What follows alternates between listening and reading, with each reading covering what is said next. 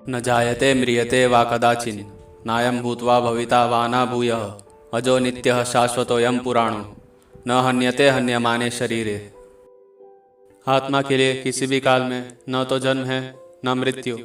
वह न तो कभी जन्मा है न जन्म लेता है और न जन्म लेगा। वह जन्मा नित्य शाश्वत तथा पुरातन है। शरीर के मारे जाने पर वह मारा नहीं जाता। आत्मा को स्थायी भी कहा जाता है। शरीर में 6 प्रकार के रूपांतर होते हैं। वह माता के गर्भ से जन्म लेता है, कुछ काल तक रहता है, बढ़ता है, कुछ परिणाम उत्पन्न करता है, धीरे धीरे क्षीण होता है और अंत में समाप्त हो जाता है। किंतु आत्मा में ऐसे परिवर्तन नहीं होते। आत्मा अजन्मा है क्योंकि यह भौतिक शरीर धारण करता है, अतः शरीर जन्म लेता है। आत्मा ना तो जन्म लेता है न मरता है। जिसका जन्म होता है उसकी मृत्यु भी होती है। और क्योंकि आत्मा जन्म नहीं लेता, अतः उसका ना तो भूत है, न वर्तमान, न भविष्य। वह नित्य, शाश्वत तथा सनातन है, अर्थात उसके जन्म लेने का कोई इतिहास नहीं है। हम शरीर के प्रभाव में आकर आत्मा के जन्म, मरण आदि का इतिहास खोजते हैं। आत्मा शरीर की तरह कभी भी वृद्ध नहीं होता, अतः वृद्ध पुरुष भी अपने में बाल्यकाल या युवावस्था जैसी अनुभूति पाता है। शरीर के परिवर्तनों का आत्मा पर कोई प्रभाव नहीं होता, अतः आत्मा शरीर के 6 प्रकार के परिवर्तन से मुक्त है। कठोपनिषद में 1.2.18 में इसकी पुष्टि हुई है। न जायते म्रियते वा विपश्चिन् नायं कुतश्चिन्न बभूव कश्चित् अजो नित्यः शाश्वतोऽयं पुराणो न हन्यते हन्यमाने शरीरे। आत्मा ज्ञान से या चेतना से सदैव पूर्ण रहता है, अतः चेतना ही आत्मा का लक्षण है।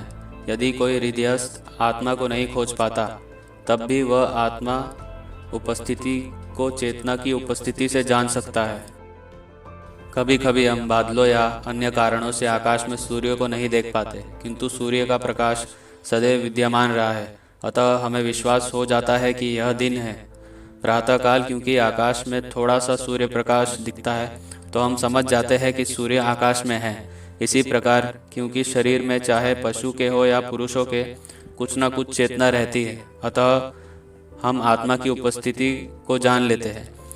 किंतु जीव की यह चेतना परमेश्वर की चेतना से भिन्न है, क्योंकि परम चेतना तो सर्वज्ञ है, भूत, वर्तमान तथा भविष्य के ज्ञान से पूर्ण। जब आत्मा अपने वास्तविक स्वरूप को भूल जाता है, तो उसे कृष्ण के उपदेशों से शिक्षा तथा प्रकाश और बोध प्राप्त होता है। आत्मा के 2 प्रकार है, एक तो अणु आत्मा और दूसरा विभू आत्मा। कठोपनिषद में 1.2.20 में इसकी पुष्टि हुई है।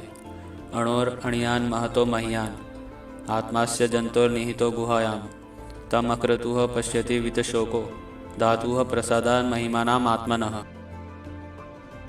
परमात्मा तथा अणु आत्मा दोनों शरीर रूपी उसी वृक्ष में जीव के हृदय में विद्यमान हैं, और इनमें से जो समस्त इच्छाओं तथा शोकों से मुक्त हो चुका है, वही भगवत कृपा से आत्मा की महिमा को समझ सकता है। अर्जुन अणु आत्मा के समान है, जो अपने वास्तविक स्वरूप को भूल गया है, अतः उसे कृष्ण द्वारा या उनके प्रामाणिक प्रतिनिधि गुरु द्वारा प्रबुद्ध किए जाने की आवश्यकता है।